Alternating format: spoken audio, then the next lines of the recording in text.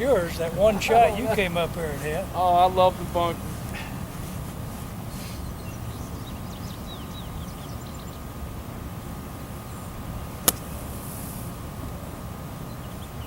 Pretty good. Outside you though. Now, do you think you would benefit from maybe hitting it a little bit higher on this shot? Yeah, this was, it's a 60 yards, so it's a little bit past my normal shot, so maybe I was too hard, too low. But yeah, I think if I want to hit it high a lot of times, what I got to concentrate on doing is getting it opened up more. Okay. Rather than, I can't be closed at all. I gotta be more open and come up like that. So I could try one of those. I can usually do that. Good. That's pretty good. Didn't get real high though. It came out like the last one did. All right, so if you don't mind, Mark, I'm gonna hop in there just for a second. Okay. So the one thing I do, Mark, is you have a lip in front of you here. We gotta toss it out there. We gotta land it pretty high and soft. Probably 15 feet short of the pin. Let it roll and trickle out a little bit. So the only thing different in my setup that I think you should do is when you want to hit a shot, I love your setup.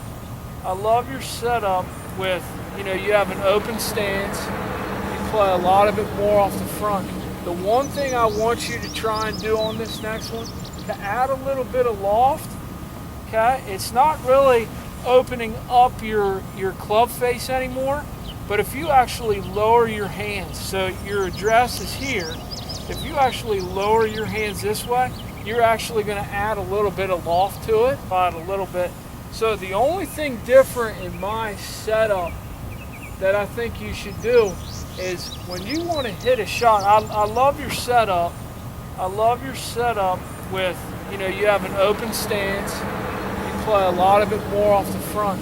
The one thing I want you to try and do on this next one, to add a little bit of loft, okay? It's not really opening up your club face anymore, but if you actually lower your hands, so your address is here, if you actually lower your hands this way, you're actually going to add a little bit of loft to it, and you should be able to hit it a little higher and a little softer.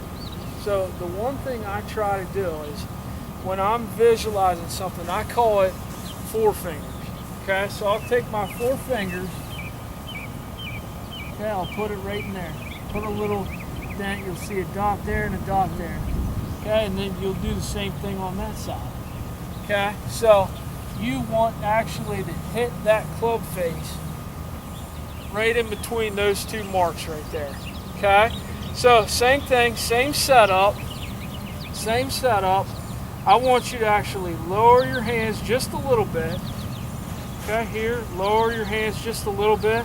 Swing right along your feet line and just kind of explode it out. See how that got a little bit more height? Yeah, a lot more than I was doing. So same motion, almost feel like that right hand's on the club and just right under it, slide right under it. Use that loft to bring it up. There you go. That's a better motion, isn't it? Yep.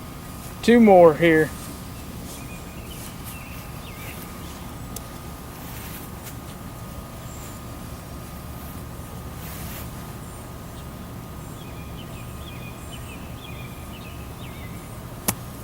There you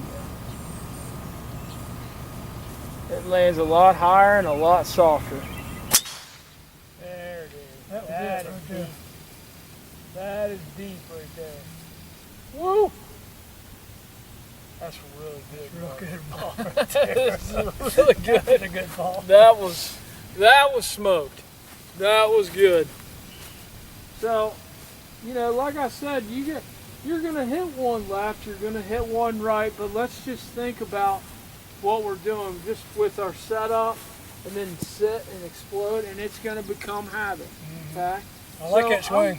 I want you to continue this, continue hitting balls, and just just keep that in mind. Just you're gonna hit one loose every once in a while, but if you get like a target, I should have brought my alignment sticks, because what I usually do is stick one there, set the boundary, and then just continue hitting it right on that line.